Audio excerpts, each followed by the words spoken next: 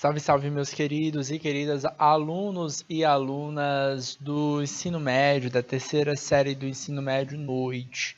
Sejam muito bem-vindos a mais uma aula da disciplina Meu Pequeno Mundo, tá? Essa disciplina que dá profundidade às disciplinas, né, às temáticas ligadas às ciências da natureza, biologia, química e física, tá bom? Nessa aula, eu sou o professor Assis Walter, tá? Professor que estou acompanhando vocês nessa jornada, e a gente dá esse foco mais microscópico, tá? É um olhar um pouco diferente, interessante, né? A gente pode ver o mundo, né, por um outro olhar, né? A perspectiva de uma lente, tá? E nesse mês a gente está conversando um pouquinho sobre o corpo humano, tá? Especialmente hoje a gente vai conversar sobre uma temática ligada à proteção corporal da superfície, tá? Do nosso corpo, especialmente a superfície da nossa pele, tá? Esse tema ele está um pouquinho associado aos conteúdos que vocês estão trabalhando no ensino médio, na terceira série, tá? No que tange à evolução, tá? Nas características típicas do corpo humano, a identidade do corpo humano. Bora conversar um pouquinho com vocês sobre microscopia do corpo humano, especialmente no corpo humano. Bora lá. Já foi tema com vocês lá no começo dessa disciplina, tá? Desse curso, tá? A ideia, tá? Que o corpo humano, ele é o habitat, né? De diversos micro-organismos, tá? Então, vivem no nosso corpo cerca aí de 40 trilhões, tá? Que é uma média aí de micro-organismos que vivem no nosso corpo. Quando a gente para pensar nisso, a gente fala, minha gente, a gente não tá. É preocupante, né? Essa quantidade de micro-organismos que vivem na gente. Mas atenção, tá? 40 milhões, 40 trilhões, né? Muito micro-organismo.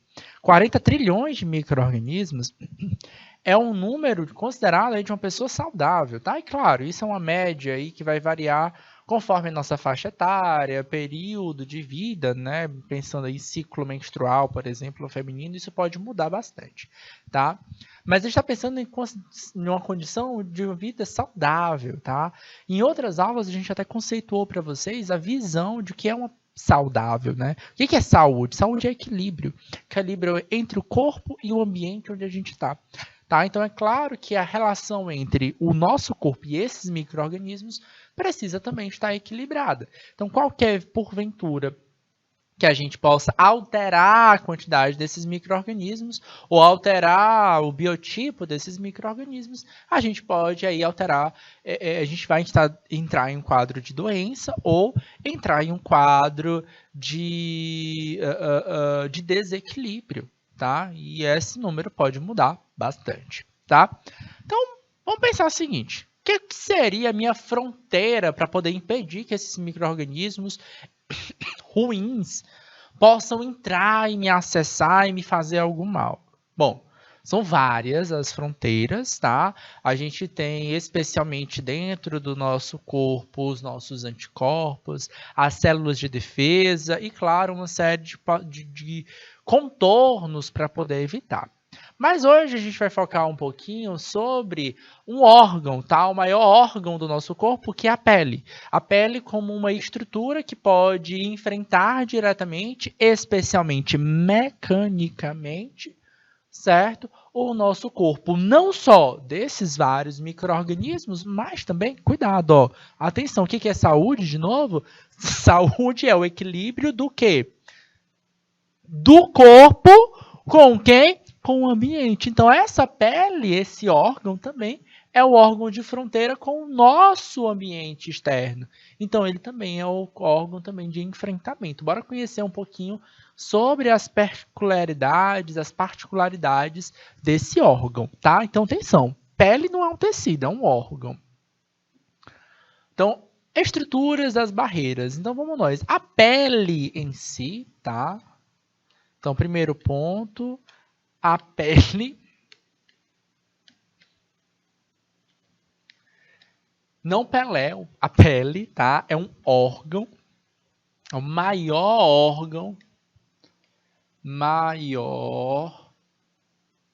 órgão do corpo humano.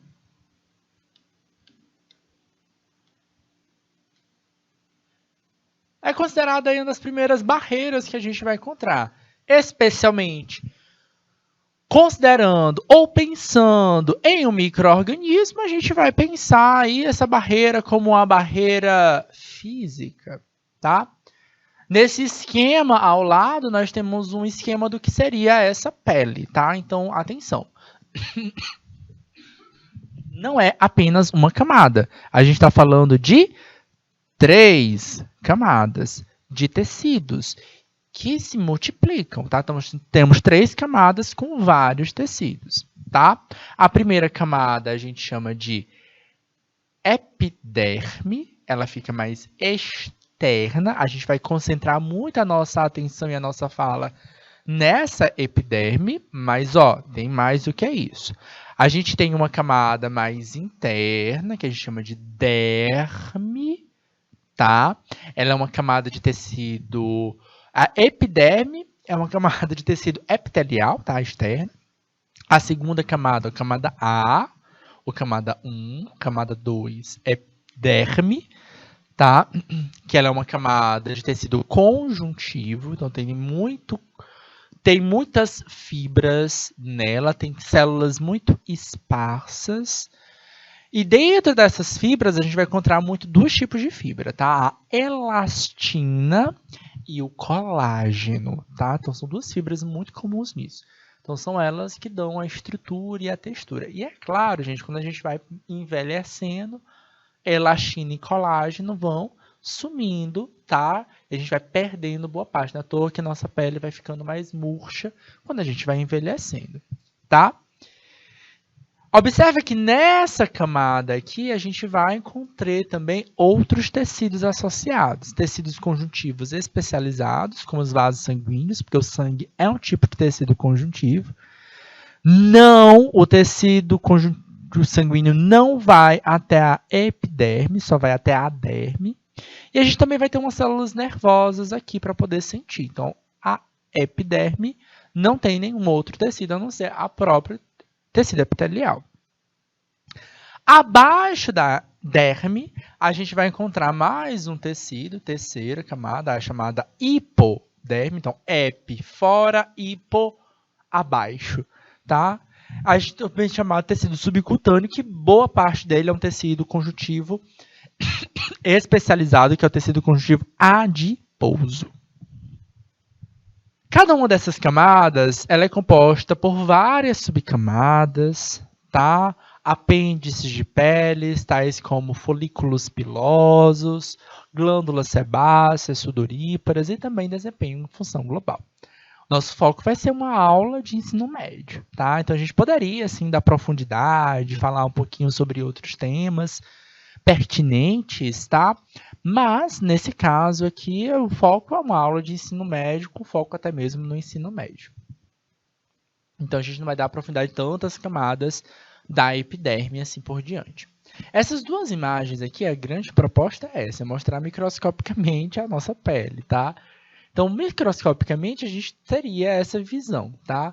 Atenção, isso aqui não é uma visão de um microscópio convencional ou microscópio óptico que a gente trabalhou até então. Essa acho que talvez seja a primeira imagem que eu estou mostrando para vocês do que a gente chama de MEV, tá? Então, sempre que aparecer essa palavrinha MEV para vocês, é um tipo de microscópio que a gente chama de microscópio eletrônico de varredura, tá?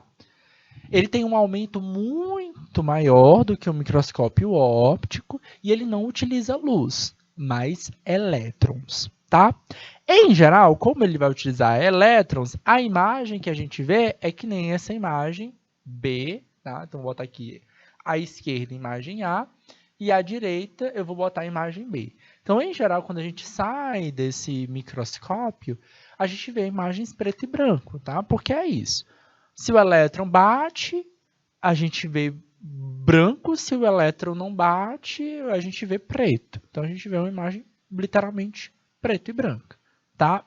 E a gente consegue observar as camadas, a gente consegue observar que mais externo a gente vai encontrar aqui camadas da epiderme, mais ao centro a gente vai conter camadas aqui do que a gente considera a derme, tá? E terceira, por fim, a gente tem essa camada ó, de células bem grandes, bem espessas, que guardam substâncias, especialmente substâncias lipídicas, que é a chamada hipoderme, tá? As gordurinhas que a gente tem ao longo do nosso corpo, tá? De pessoa para pessoa, essa quantidade de gordura, tanta quantidade de derme, né, de colágeno, pode variar conforme idade, conforme estado de vida, isso pode variar bastante, tá? No imagem A, por que eu chamei primeiro a atenção para vocês da imagem B? Porque é isso que a gente vê na prática, tá? Então é confuso, é difícil de ver. À medida que a gente vai tendo dificuldade, né, de enxergar cada um desses lados, aliás, à medida que a gente vai estudando e se acostumando com esse tipo de microscópio, a gente aprende a identificar as camadas, tá? Para facilitar a visualização, a gente pode colorir artificialmente no computador, tá? Então a gente escolhe as cores. Então não é que tem essas cores aqui, não. Mas a gente vai conseguir ver algumas camadas. Olha só, a gente tem a camada que a gente considera aqui, ó, a camada 1, né, que é a camada da epiderme.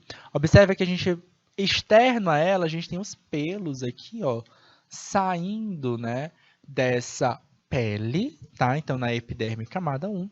Abaixo dela, a gente vai ter uma segunda camada, que é a camada da derme, tá? A gente não vai conseguir na camada 1, se você prestar bem atenção, vou dar um zoom aqui, ó. A gente consegue ver, ó, estratos, tá?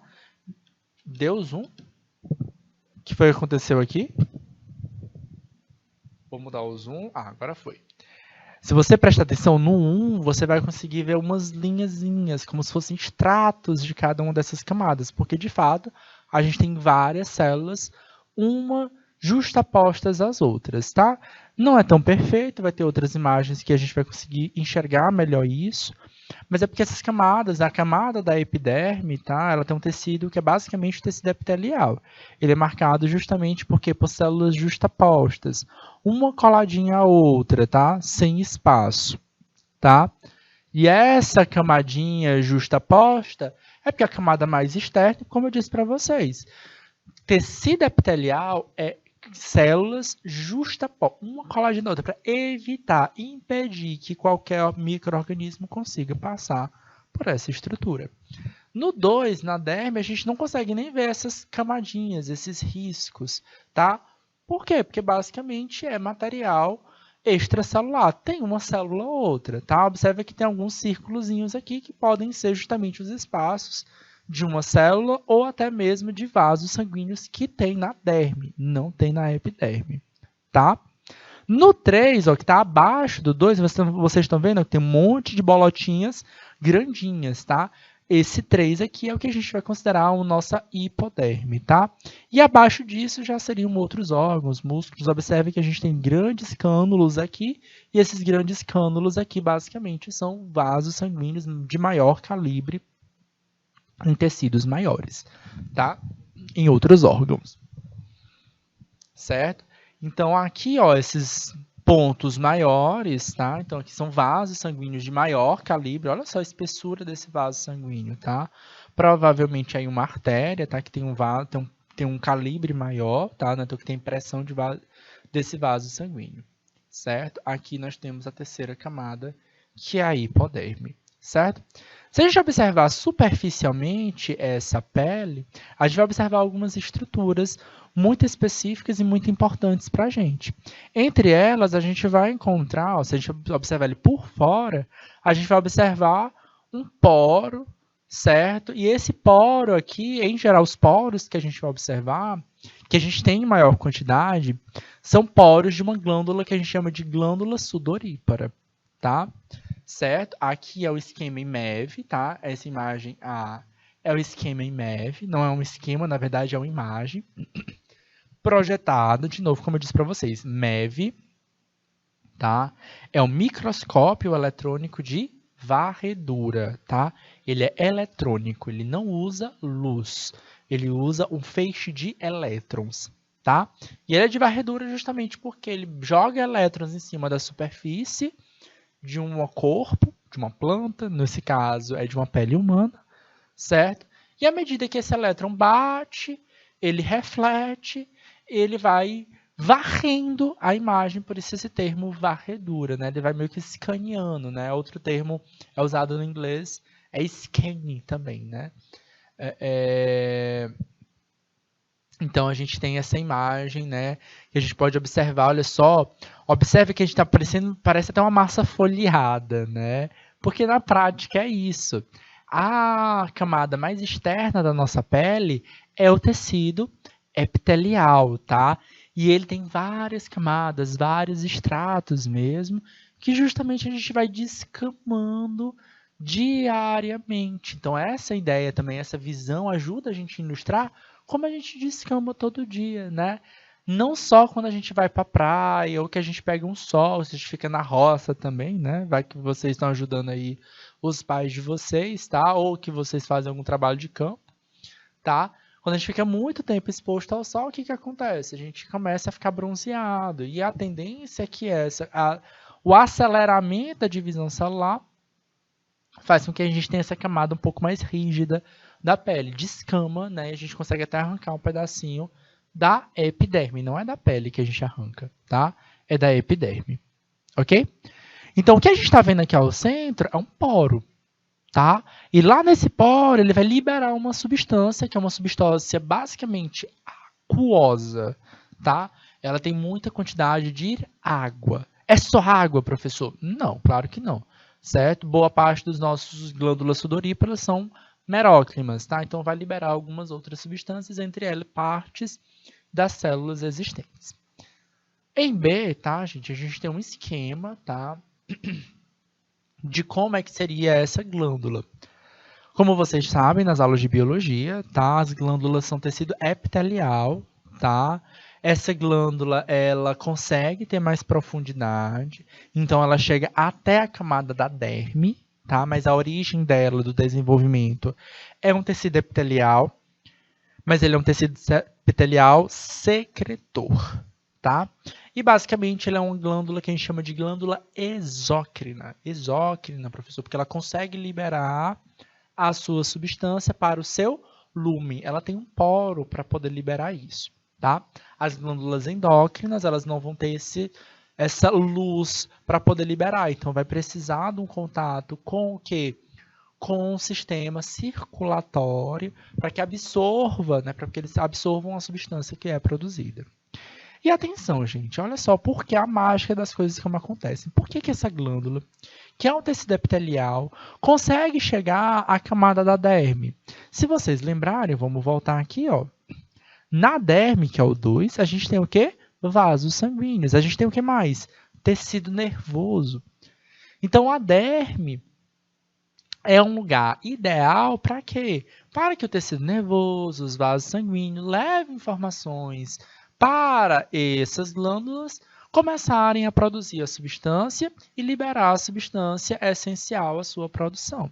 Essa imagem mostra também que na derme, em 2, a gente tem ó, buraquinhos. Esses buraquinhos provavelmente aqui são canículas, tá? De vasos sanguíneos, especialmente vasos o que menos calibrosos, ó, a diferença lá embaixo dos vasos sanguíneos muito maior, que a gente chama de capilar sanguíneo, tá?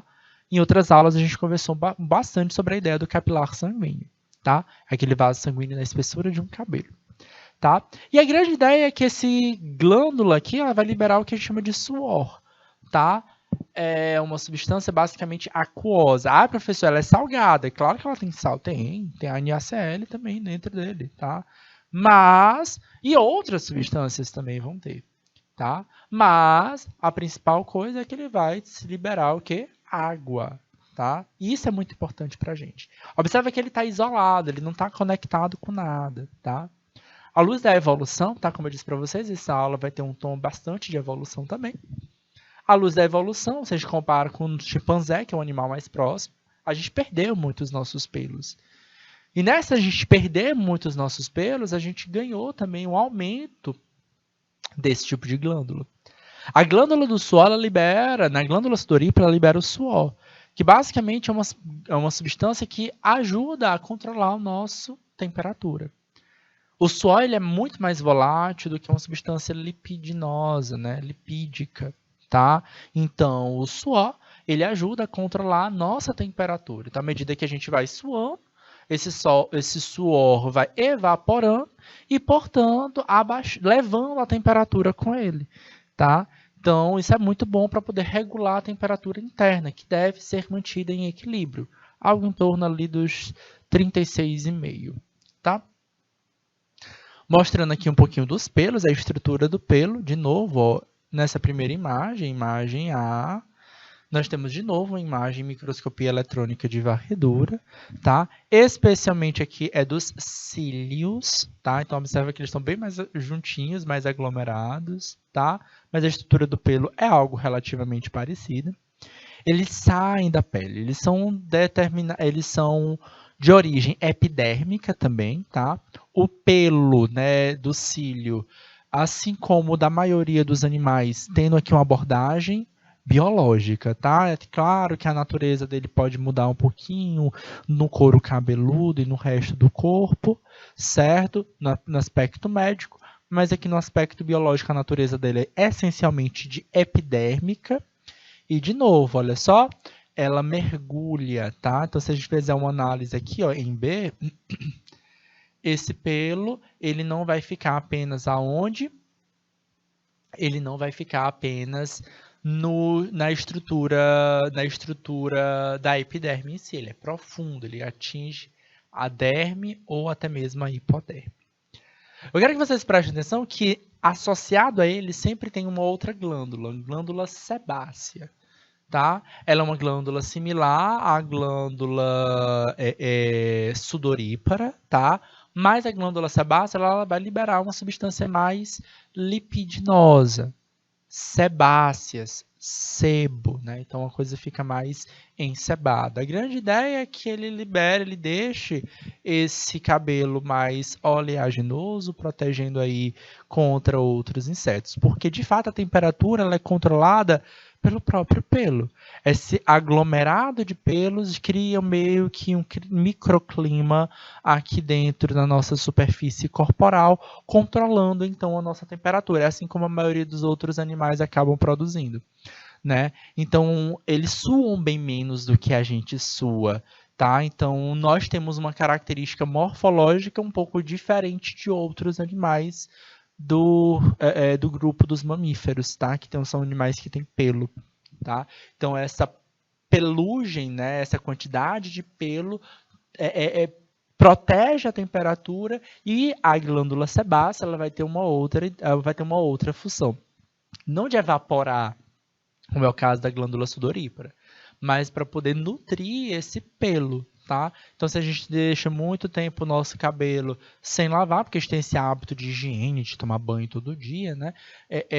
Nosso cabelo ele vai ficando mais encebado, mais oleoso, né? E essa é justamente uma visão justamente associada por conta dessa glândula sebácea que tem essa função um pouco distinta. Então, ao longo da evolução, o que aconteceu com o ser humano? A gente perdeu essa quantidade de pelo, consequentemente, perdemos essa quantidade também de glândulas sebáceas. Claro que a gente tem, né? Até que o couro cabeludo ele tem uma textura um pouco diferente da estrutura da pele, tá? Porque aqui a gente concentra cabelo e aqui a gente acaba suando. Sua no cabelo, couro cabeludo? Sua, né? Claro. Tá? Mas é aqui que solta muito mais sebo também comparado ao resto do pelo, tá? Do corpo. Então, a estrutura do cabelo, né? A pele do couro cabeludo, ele é um pouco diferente do resto do nosso corpo pela quantidade de cabelo que a gente tem, tá? E isso pode ser observado. As glândulas sebáceas, tá? Elas são observadas aqui de uma outra forma de microscopia. Aqui está, no caso, a microscopia de luz, não é uma microscopia eletrônica, tá? Ela foi colorida artificialmente, então ela não tem essa cor rosa, a gente colocou aí hematoxilina e eosina, tá? E para você ficar mais ressaltado, botei aqui, ó, foi colocado aqui pra gente essa imagem azulada, para que a gente possa separar e ver direitinho o que é uma glândula, a glândula sebácea. Vou voltar aqui só para a gente ilustrar.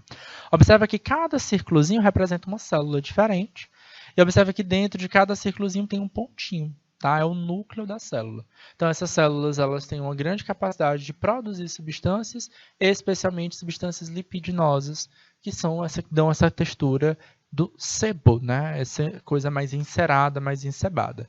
Vai lubrificar esse pelo, tá? Proteger esse pelo contra outros patógenos. Então, é uma ação protetiva também para o nosso corpo. As glândulas sebáceas, tá? São glândulas de secreção holócrina, tá? Isto é, célula secretora inteira se transforma em secreção, diferente das glândulas sudoríparas, tá? Que em geral são écrinas, tá? Elas liberam, ou mécrinas, tá? Écrina é aquela que libera só a secreção e a mécrina que libera secreção em partículas da própria célula, tá? Mas holócrinas, ela meio que se transforma em uma outra célula, na secreção em si. Essa secreção é lançada dentro do ducto, tá? Que se abre em um folículo piloso. Ou seja, se tem um ducto, tá? Tem um caninho para sair, ó, tem um caminho para seguir, é porque ela é uma glândula exócrina. Tá? Então, em geral, na nossa pele, a gente vai ter glândulas exócrinas, tanto a sebácea como a glândula sudorípara, ambas são glândulas exócrinas, ela tem um ducto para liberar.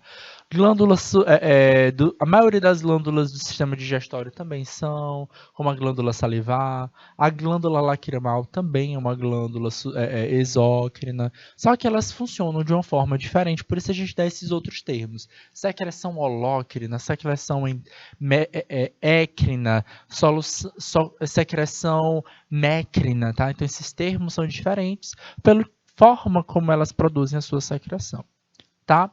E é claro, meus queridos, essa estrutura, olha só como a gente tem 3 camadinhas, tá? Primeira camada é epiderme, segunda, que é basicamente tecido epitelial, segunda camada, observa que aqui a gente praticamente não tem célula. A gente tem muita fibra nessa segunda camada, que é a derme, tá? E lá abaixo a gente vai ter, claro que na derme também tem, viu, célula, tá? Mas a gente tem mais fibras, tá? E na terceira camada a gente vai ter aí a hipoderme, tá? Observe que o que está de fato externo ao nosso corpo é o quê? É a epiderme, ela que está entrando em contato com soluções, com micro-organismos, com o que mais? Com radiação, temperatura. Como eu disse para vocês, a temperatura vai estimular a produção de quê? De suor ou, por exemplo, o eriçamento do pelo. Então, quando a gente fica arrepiado, né? Vocês já viram isso? A gente fica arrepiado, ela levanta o nosso pelo. Os motivos são diversos. Em geral, quando a gente sente frio. Embora aqui no Piauí a gente quase não sinta, né?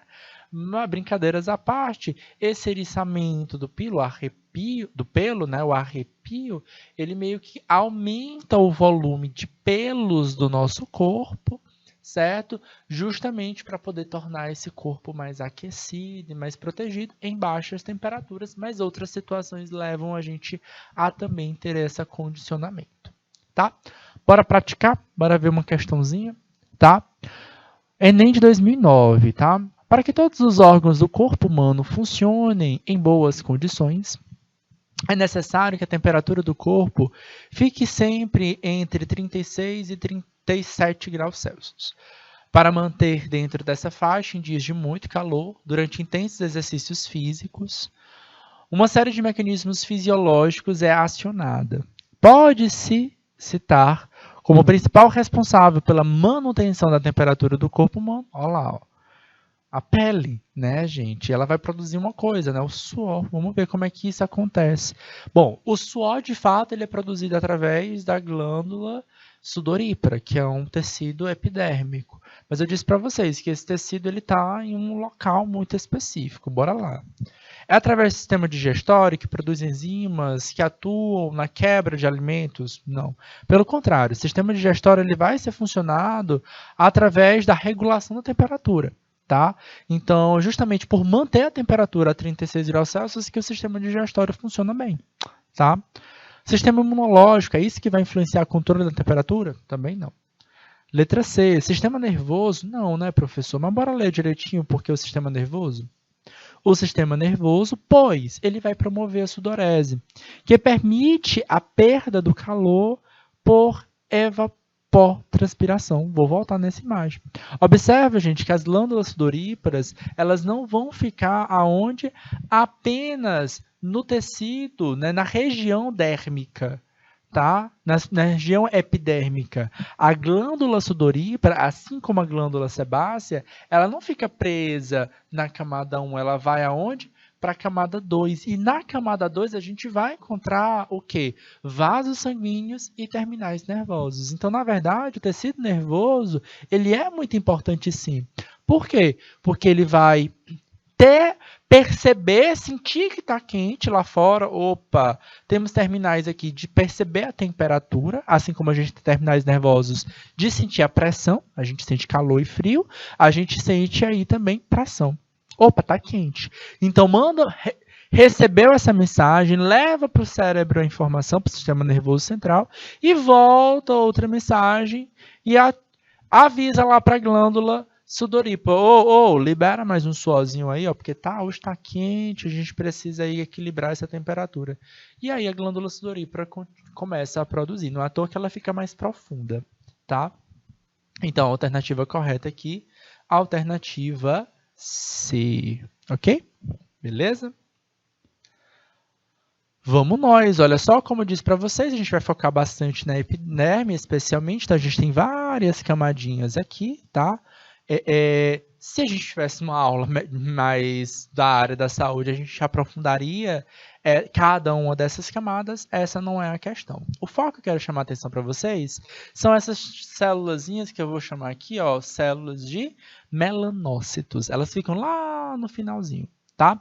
Observa, gente, que as últimas camadas mais externas, elas estão sem núcleo, tá? Elas são células mortas. São essas camadas que parecem, que eu falei para vocês, uma massa folheada que vai descamando ao longo do tempo, tá? E as camadas mais internas são células vivas, tem núcleo, tá? E aí, ó, lá embaixo que a gente tem os melanócitos. Essa melanócito, elas são células um pouquinho diferentes das células da epiderme em si, elas são irradiadas, né? Porque elas são responsáveis pela produção da melanina, tá? Então, geneticamente, a gente tem uma condição de produção de melanina, tá? Algumas pessoas naturalmente produzem mais, algumas pessoas naturalmente produzem menos, tá? O que de fato levou isso, se for questão da luz da evolução, é um ponto de interrogação, não é um consenso para os cientistas, tá? Por que é que a gente tem etnias diferentes, né? A gente não fala, biologicamente, a gente não fala em raça, tá? Esse conceito de raça é um conceito mais social, tá? A gente fala em etnia, tá? Por que a gente tem essas etnias diferentes, pessoas de pele preta retinta, pessoa de pele branca, tá? Bom, à luz da evolução, a gente não tem um consenso, tá, em relação a isso. Existem outras características que a gente consegue dizer, pessoas que estavam no continente africano têm o gene para isso, têm o gene para aquilo, mas em geral a gente vai ver isso, que as pessoas que naturalmente eram do continente africano vão ter a pele preta retinta, tá? Outros continentes têm outras tonalidades. Bom, globalização misturou tudo isso e hoje a gente não dá para ficar dizendo é preto, é branco, né? Então que esse conceito de raça ele não é tão bem definido e por isso eu digo para vocês, em biologia e até mesmo em sociologia esse conceito de raça não é muito bem aceito. Tá? Essa imagem ajuda a gente a ilustrar um pouquinho o trabalho feito por uma fotógrafa, Angélica Das, brasileira, tá? Mas ela não trabalha só para o Brasil, internacional, mostra um pouquinho como a gente não dá muito para classificar em pessoas brancas e pretas, e essa foi a proposta do trabalho dela. Ela levou esse trabalho, fotografou centenas de pessoas, e ela levou esse seu trabalho, né, começou a observar, né, que tinha algumas pessoas que eram brancas mais amareladas, tinha pessoas que eram brancas mais amarronzadas, pessoas brancas mais rosadas, né, e ela levou essas fotos, né, criou essas escalas Pantones, né, que são cores, né, classificou as cores das pessoas com as cores de tintura de parede, mais ou menos, não exatamente de parede, mas com os padrões Pantone. E ela levou isso a escolas e começou até a constatar em que as pessoas, as crianças de hoje, elas não têm mais essa visão dúbia, né? Branco ou preto? Não, né? Que existe essa diversidade, né? Que nós somos esse essa mistura, tá? Não é à toa que a gente fala que a gente não tem essas raças tão bem definidas, tá? Então não é que nem cachorro doméstico, né? Que a gente tem o Shih Tzu, o Labrador, o cão, né? O vira-lata, né? Que embora não seja uma raça pura, né? Mas a gente sabe, né? O vira-lata caramelo é aquele tem o padrão de característica. O ser humano não tem isso, né? A gente tem essa grande mistura, tá? Então, geneticamente, algumas pessoas vão, de fato, produzir mais melanina, algumas outras pessoas vão produzir menos, tá? Mas, em geral, as pessoas produzem melanina, tá? A não ser as pessoas albinas, que aí o problema é que esse melanócito, de fato, não vai produzir melanina, tá? Mas aí, claro, mesmo a pessoa de pele preta retinta, mesmo a pessoa branca, elas podem intensificar ou diminuir a produção de melanina, né, que é uma proteína, devido à influência por conta do sol, tá?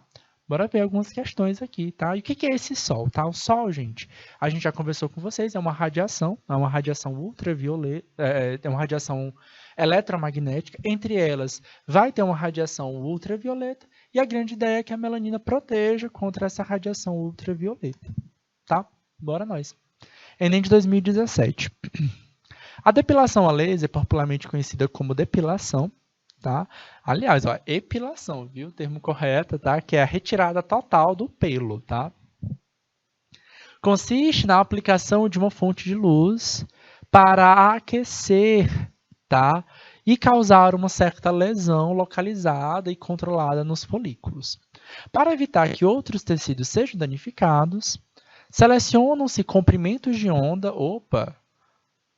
assim como a luz tem comprimento de onda, então esse laser aí ele vai funcionar algo parecido com a luz, tá? Ou seja, uma onda eletromagnética, que são absorvidos pela melanina presentes no pelo, mas que não afetem a oxohemoglobina. Opa, o que é essa hemoglobina aqui, professor? É a hemoglobina que está no nosso sangue, por exemplo. Certo? Aquela que carrega oxigênio, que também é uma proteína. Opa, vai afetar a melanina, que é uma proteína, mas que é um tipo de proteína, mas não afeta outra proteína. Então tem que ser um laser muito específico, tá? Da mesma forma, é feito alguns tratamentos, como radioterapia também, certo? A figura mostra como é a absorção feita nos diferentes comprimentos de onda. Então, a gente tem aqui, ó, beleza? Cada uma dessas linhas são são proteínas diferentes, são compostos diferentes. Nós temos na linha escura a melanina, na linha cinza clara a gente tem a oxhemoglobina e na linha pontilhada a gente vai ter a água, tá? Nas linhas horizontais nós vamos ter os comprimentos de onda afetados e a absorção de cada um deles. Observa que a água vai absorver comprimentos de ondas muito altos, tá? 900 a 1000 nanômetros, tá? O comprimento de onda que é muito absorvido, que é mais absorvido pela molécula de oxhemoglobina, vai ser, entre a casa de 400 e 500 nanômetros, ok? Certo? O que é menos absorvido por ele é o de 700 nanômetros. A pergunta é essa, tá? Qual o comprimento de onda em nanômetros ideal para depilação a laser? A gente não quer o quê? Afetar o quê? A oxhemoglobina. Opa, professor, então é só prestar atenção no lugar onde menos afeta a oxhemoglobina. 700 nanômetros. Ok? Beleza? E aqui só para a gente fechar os últimos 40 segundinhos, mostrando aqui alguns micro-organismos, especialmente ácaros que vivem no nosso organismo, tá? Eles estão na nossa superfície, se reproduzindo, vivendo de boas. Porventura, alguns deles podem gerar o que a gente chama de sarna, né? Então aqui já é um problema. Que a gente vai ter, a gente precisa tratar especificamente, que são organismos que conseguem entrar, né, na nossa pele e nos causarem algumas lesões. Então, sim, essa proteção dessa pele vai proteger de fato muito o nosso organismo, mas vão existir organismos que vão conseguir penetrar, causar lesões, tá? Como, por exemplo, também os organismos que causam algumas outras doenças, como, por exemplo, a esquistossomose, tá? Que conseguem penetrar, sim, no nosso organismo através das larvas de cercária, tá? Nas aulas de biologia vocês vão aprofundar um pouquinho sobre o ciclo da cercária, mas elas conseguem penetrar na nossa pele, tá? Então, ela é uma barreira muito boa, ela é uma barreira muito interessante, mas ela consegue ter as suas limitações também. Tá bom, queridos? Infelizmente, a gente vai ficando por aqui, a gente se encontra novamente na próxima aula, tá bom? Até a próxima. Até mais, tchau, tchau.